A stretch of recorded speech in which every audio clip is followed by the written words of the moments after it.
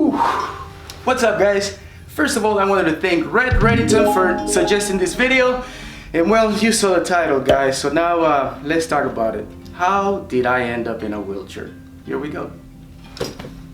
Well, it's a long story, obviously, right? You know, I probably that's the only reason why I had not made a video about it, is because I didn't know how to start it.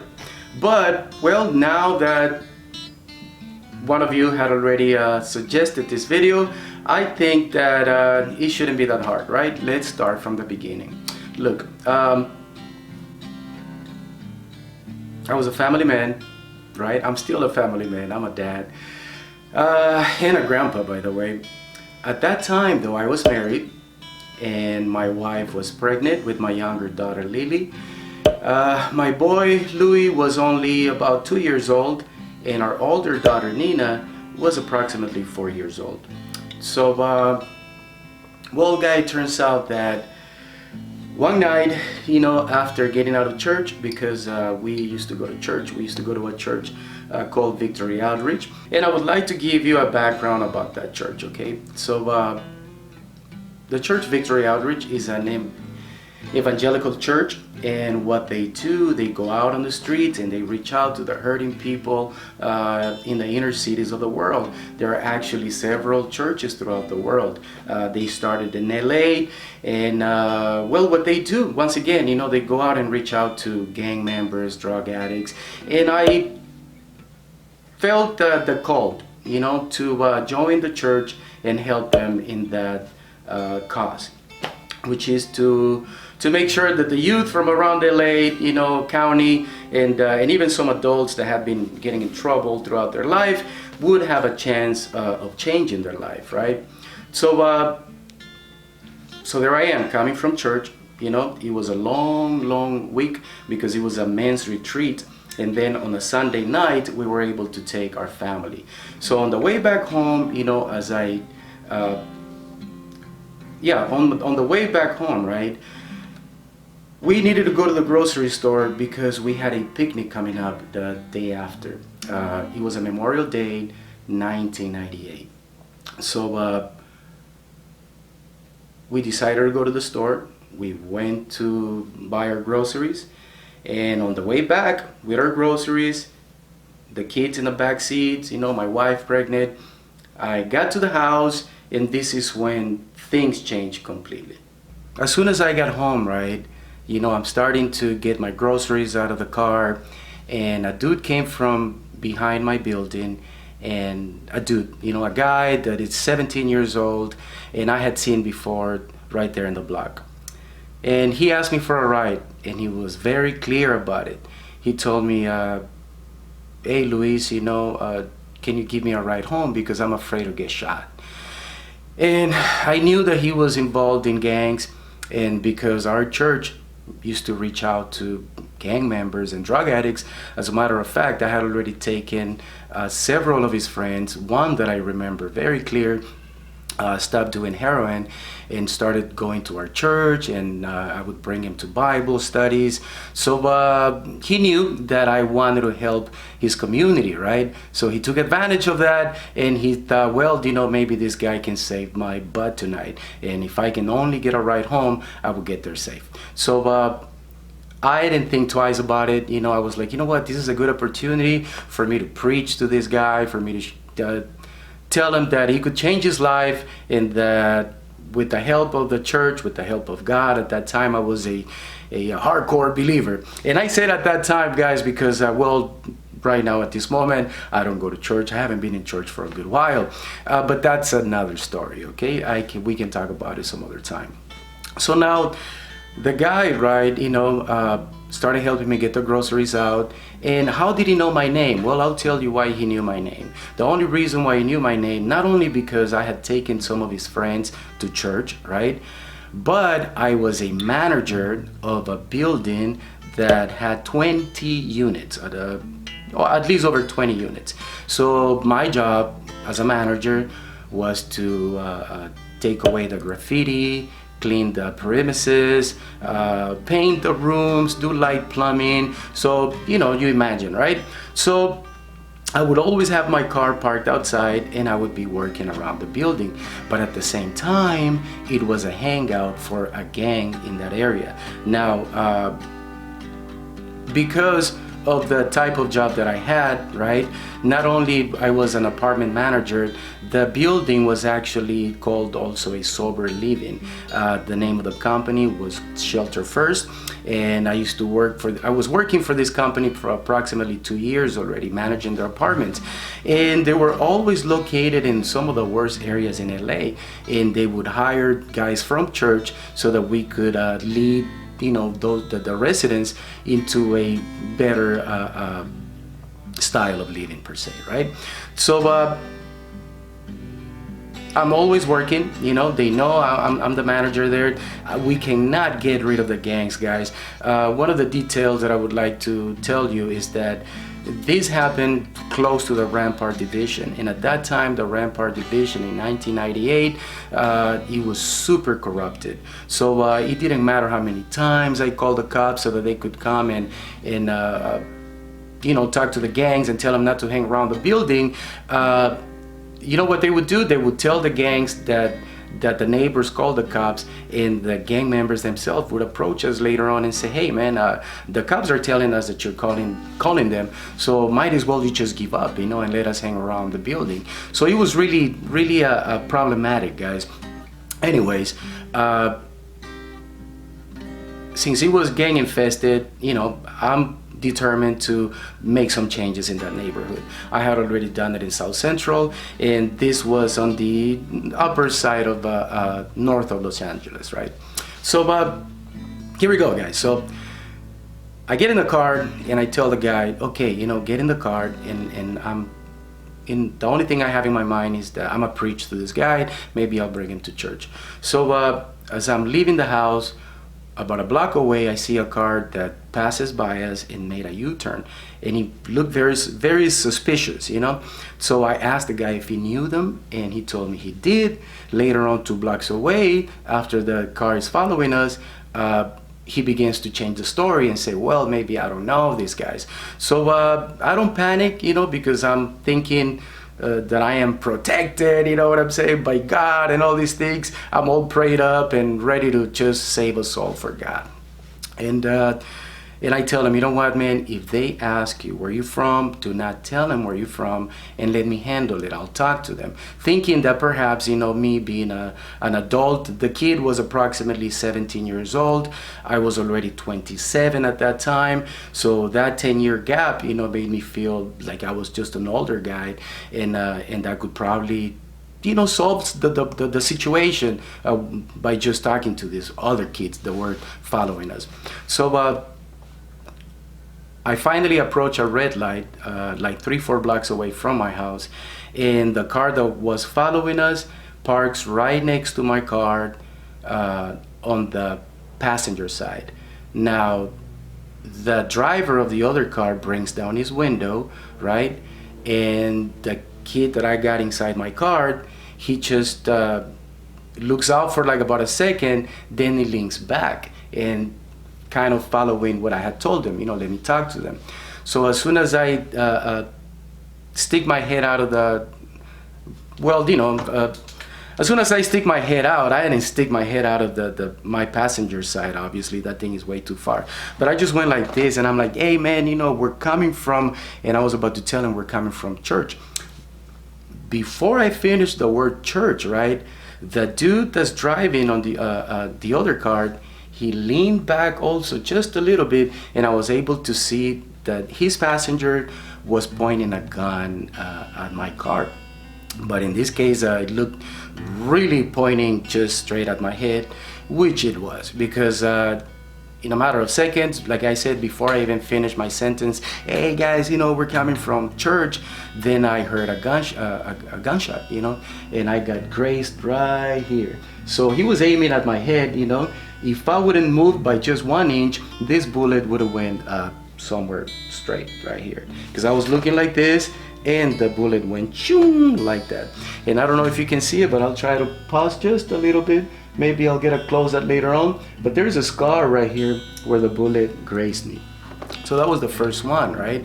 And then I didn't panic because I'm still thinking, like when you don't have nothing to fear, man, there's no panic at all. So I didn't have nothing to fear. I wasn't running from no cops. I didn't owe money to nobody. I was living a life actually committed to help people. So I was really confused. I didn't know what the heck was going on, and I was just hoping to get away from this situation. But there was a rain of bullets. The dude just kept shooting, and as I'm trying to lean back, unfortunately, my car was an electric car, and that thing didn't go back, guys. So I start pressing the button to lean me back, right? But as I'm doing that, I'm just hearing the bullets, boom, boom, boom, boom, and one of them is able to get me right here on the side, the right side of my ribs, right? And the bullet went through my ribs. It ended in my spinal cord, damaging the spinal cord.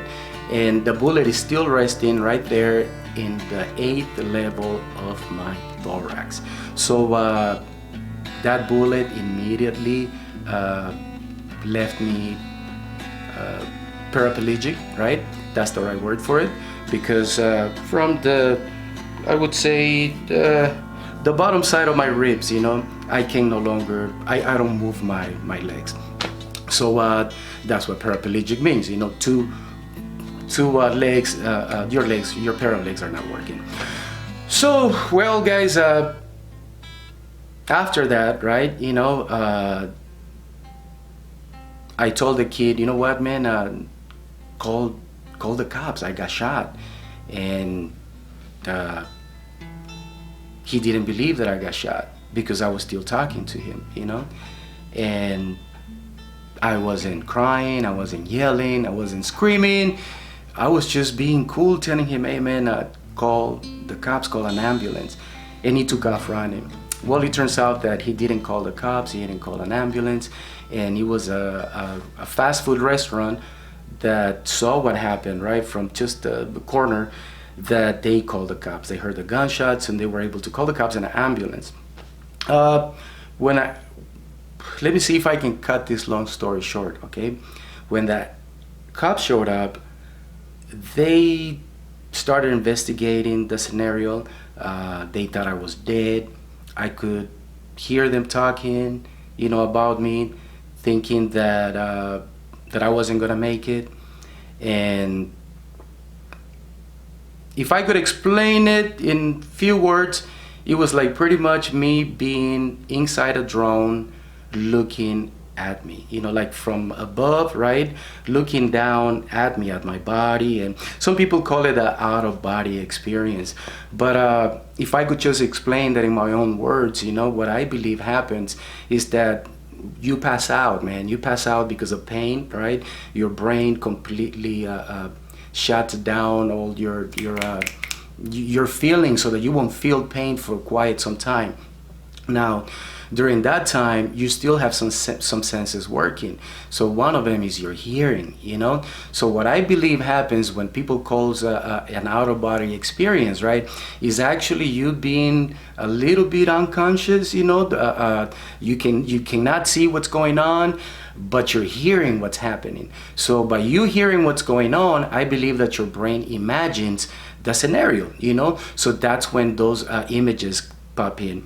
We're hearing what's going on, but since we cannot see it, our brain creates an image to imagine, what the heck is going on, and to kind of get a sense of what the heck is cracking at the moment. So, well, with that said, guys, finally the ambulance picked me up, took me to the hospital. One of the worstest things that I went through the hospital, that happened to me while I was at the hospital, is that there were rookies there. There were guys, the apprentices. There were dudes. There were two guys that it was their first surgery ever. Even though there was a general surgeon, right, in the emergency room, there were two guys that were supposed to do the surgery, and it was his job to supervise it. Well, the guy was so afraid, man, to insert a tube inside of my chest to let the blood come out, right, that he began to shake. And the doctor, well, you know, the doctor started cussing out, because if you don't know this, I worked at an emergency room for about 5 years. I'm not a doctor, but I was verifying insurances and doing all other things, you know, in the ER department.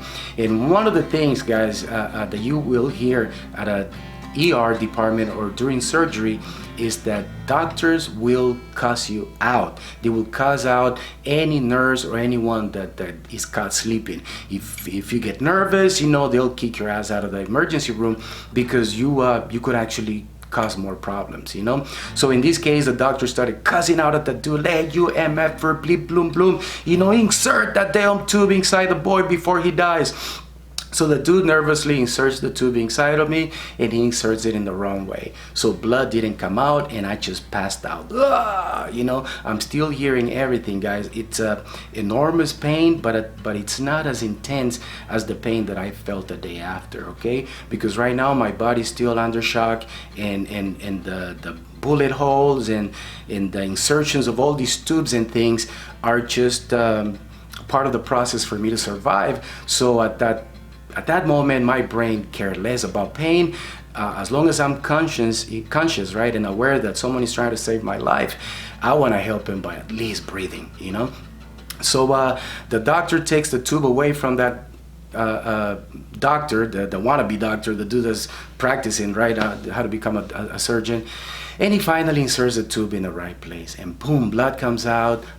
I finally pass out for the second time, and I do not remember what happened after that until I wake up in intensive care, which is now, you know, the rest of the story. You can just imagine. I have to accept, realize, you know, that I'm not gonna walk again. They don't tell you right away. They wait for approximately 3 to 4 weeks before they actually break it down for you. They start talking about it on the second week, but then it's not until the 3rd or 4th week they bring you into a conference. In this case, my wife was the only person that showed up because my parents were not here. I didn't have any family in California. So she was the only one that showed up, and they told us, you know what, husband, you know, is not gonna walk again. They told me, "Hey man, you are never gonna walk again," and they tell you can come back for therapies and all that, but the truth is that, you know, this is our job, and our job is to tell you the truth, you know, that you're a paraplegic and you're just not gonna walk again. So you might say right now, "Oh man, that sounds so rude, so cruel, and you know, this doctor should speak to you more positive." But the truth, guys, is that they are not there to make you feel good. They are doctors. This is medicine. So their job is to tell you the truth so that you can begin to accept reality and to start making some changes in your life, which is something that I had to learn, you know, how to learn a new job, how to learn new skills, how to learn how to kind of move around the city, you know, in a different way. Now, in wheels, you know, so you can only get so far. You can only perform in certain places. You can only get higher in certain places. But with that said, guys, I believe I covered almost everything that had to do with me and ending up in a wheelchair, right? Once again, I want to thank all of you who suggested this video, right? And if I missed something or there was something you didn't understand, let me know in the comments. I'm glad that I was about to close right now because I'm forgetting something, guys, that is a very, very important detail in the story, okay? So now that you know how I ended up in a wheelchair, right, which is getting shot, I'm gonna tell you what the guys that shot me had in their minds, okay? Because it is really important. I don't want you to think that these 3 guys just decided to follow this card and that they probably recognized the dude gang member inside the card and that they didn't give me a chance to even explain where I was coming from, right? That's what the whole story sounded like. Well, it turns out that while I'm still at the hospital, detectives are doing their best to investigate this case. And now I want to give credit, right, for those 2 detectives from the Rampart Division. Because even though some of the cops, you know, in that Rampart Division were crooked. You know, these two detectives, you know what? They did a great job. They caught the dudes who were in the car. They got the driver. They could never get the guy that did the shooting, but this is their story. This is what they saw, and this is the reason why they started shooting at my car. Check this out, guys. Well, remember that I told you that I went with my family to the grocery store to prepare myself for a picnic, for a memorial picnic on a Monday morning with our church members, right? It turns out, guys, that while we went to get the grocery store and came back from the grocery store to our house, there was this group of guys, the same guys that ended up shooting me, and they were chilling in this area, you know, a park, close to a park, and they told the detectives that they saw my car passing by their park and then coming back again. Now I'm going and coming from the grocery store. All they see is a car that's going around their neighborhood twice. Okay, so then they get in their car and they decide to go and find out, you know, who is in this car. So when they catch up with me, they don't catch me with my wife, you know. They catch me seconds later after the guy asked me for a ride. So my wife is already inside the house, and I'm just leaving my block to go and give this dude a ride. When I'm giving him a ride, they see me for the third time, you know. So they figure in their head that we were gang members looking for them, that we were actually the ones that were gonna do a drive-by on them, you know. And that's why they didn't ask any questions, and they started shooting because they thought that we were just up to no good. What's another detail about that? Oh, here it goes. The other ones, that because the guys were confessing, they were just spilling out the beans in order to get a deal, I guess, whatever. So they told them also that the only reason why they didn't hesitate to shoot is because they had seen my car many times parked right outside where their enemies gang hang out. Well, what location is that? Is the same building that I manage, is the same building that I'm erasing graffitis, is the same building where I have my Bible studies, is the building where I work and where I live. So of course you're gonna see my car parked outside, and no matter how many times I call the cops to get rid of the gang area that would chill, you know, right by my house, they never did, right? So the other gangs that would pass by, they would always think that my car belonged to one of these dudes, which is really ridiculous, but that's how you know, that's how they put their things together, and that was their motive to shoot at my car.